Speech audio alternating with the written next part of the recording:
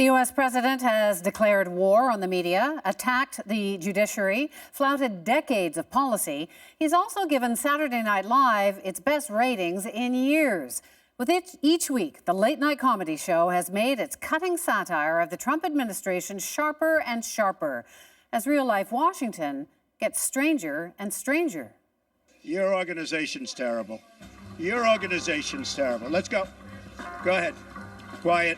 Quiet. For a country where politics have been turned upside down. Jim Acosta, CNN. No, not CNN either. You're overrated. Fake news. SNL is now appointment viewing for millions. Number one, my stand on the Ronald Reagan announcement.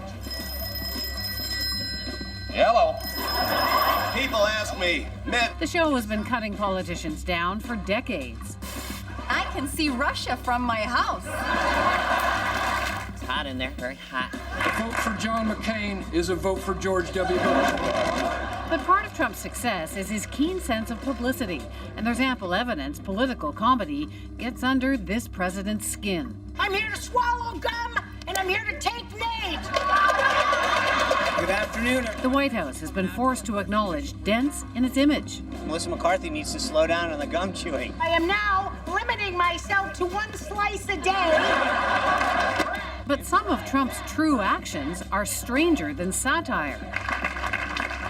Blaming judges for the next terror attack, helping his own daughter sell her clothing line. It's beautiful, it's shimmery, it's elegant, and it's $39.99. When it comes to denting Trump's actual agenda, some wonder where late-night antics fit with activism. For those rattled by Trump, does laughter help or just help laugh it off? I'm joined by our panelists. Stephen Marsh is a novelist and writer for Esquire. Jonathan Kay is editor-in-chief at Walrus Magazine. And Tasha Keraden is a radio talk show host in Toronto.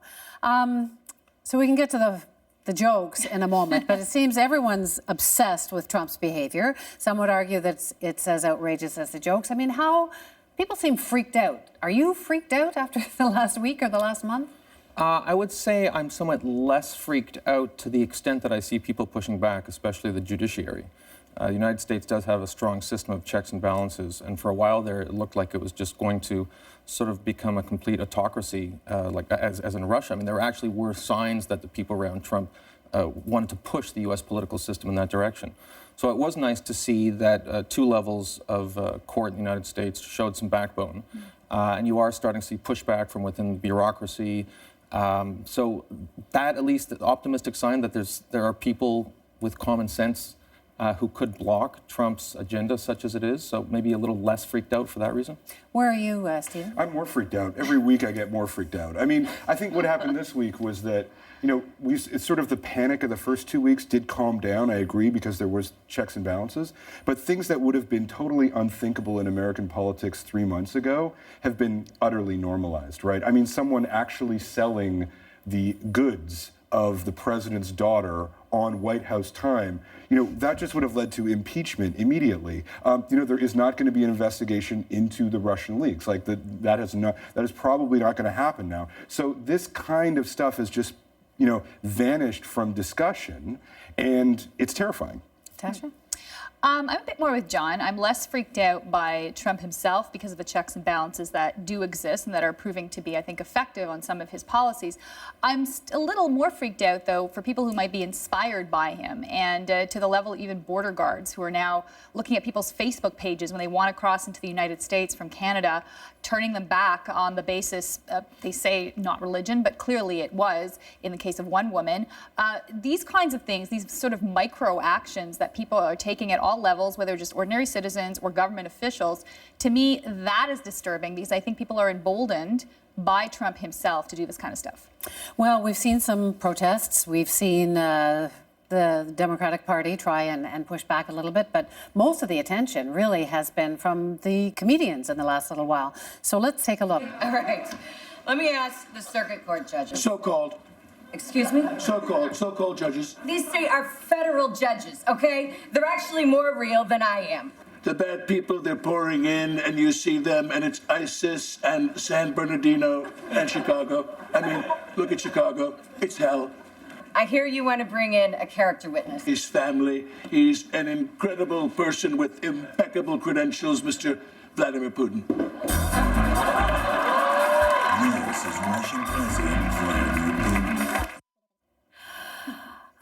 What do you think when you see this? I mean, obviously those comedians, I'm guessing, are not Trump fans. Are they helping him Well, or it's an hurting incredible him? contradiction because, like, on the one hand, this is as good as SNL's ever been. I mean, Melissa McCarthy's unbelievable. The Trump impersonation is unbelievable. But obviously, it's worse than ineffective, right? I mean, the thing about Trump is that he literally has been there at every point in the development of modern comedy. He was the big target for Spy magazine. He was David Letterman's favorite target.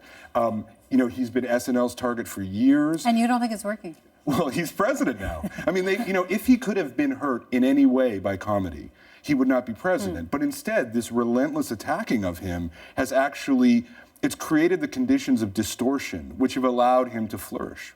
What do you think, Daphne? I don't know if he flourishes because of it. I think he flourished already. I mean, he's hosted SNL himself, and I think that what you're seeing now is a way of people almost coping with what they don't like about his administration.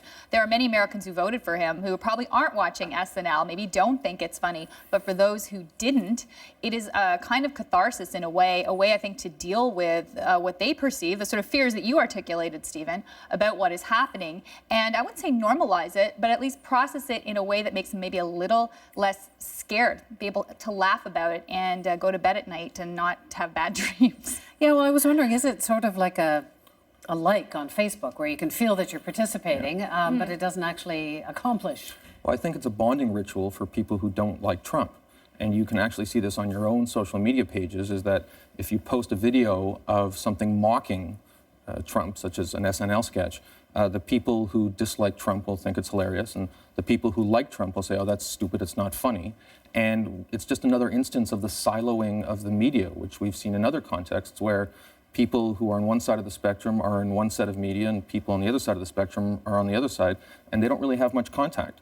So yes, it's productive if you think bonding among leftists is productive. And I mean, personally, like, you cannot humiliate someone who has no dignity. Right, and who gave up dignity 30 years ago. That's Krusty the Clown's right, yeah, that's the MO here, right? And I mean, for him, it's all just attention. And I mean, he really has maximized the politics of attention, where conflict is, conflict leads to influence, and he has managed. He has captured that perfectly. I think it gets to him though, and that is the difference between him and previous presidents who've been satirized. He has no ability, no sense of self-deprecation. He cannot make fun of himself. When people make fun of him, he tweets in capital letters that this is basically not funny. That is, that also emboldens the people who satirize you. They know they're getting to you. It's like being in the schoolyard and the bully taunts you. You're supposed to not taunt back. He doesn't get that at all. That's a very good point. I think one of the high points in George H.W.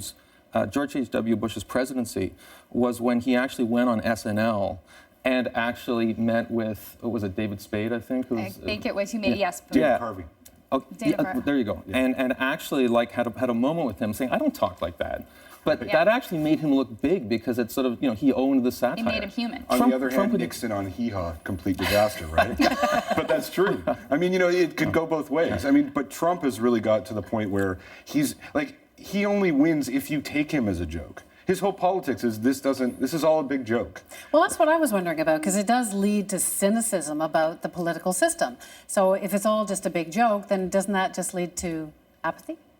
I think people think it's funny because of the portrayals. I think that, Melissa McCarthy's send-up of Spicer, it's so well done and so delicious, people will laugh. But at the end of the day, I don't think they think it's funny what is happening. I think, like I said, it's a way of dealing with something people don't think is funny. And I think that the satire also, I mean, if Donald Trump is serious in his criticism of the media and of entertainment and that world and its criticism of him, where does that go? There's a lot of fear. Would there be any attempt to shut down the media? Would these actors pay any kind of professional price? I'm not saying this is like the McCarthy era, but different McCarthy, obviously. But that sense of Hollywood being a target of the administration, I think, is very real.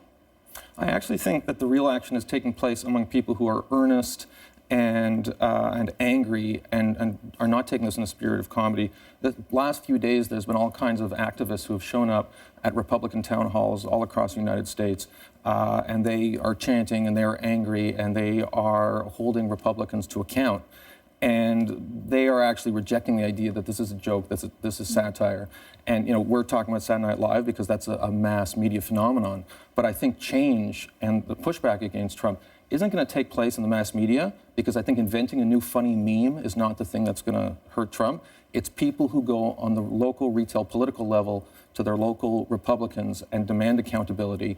And that's actually starting, in fact, to have some effect. But that's grassroots politics, and that's borrowed from the Tea Party. The Tea Party was the least funny institution in the United States. They didn't have a sense of humor at all, but they got things done because they were earnest and they were organized and they were active. And that's what the Democrats are doing now.